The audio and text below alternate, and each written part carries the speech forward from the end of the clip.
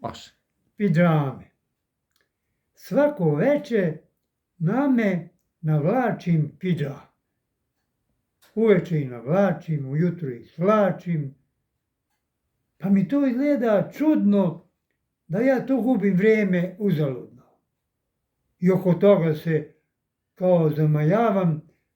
Pa zar ja ne bi mogao u gaćama da spavam? A što se žene tiče, to su sad druge priče.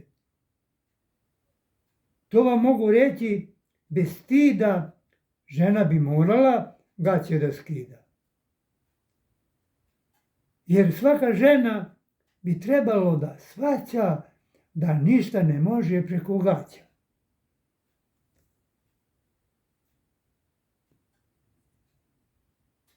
A ne mora ona da igra baš kako ju se svira, ali da se malo izluftira.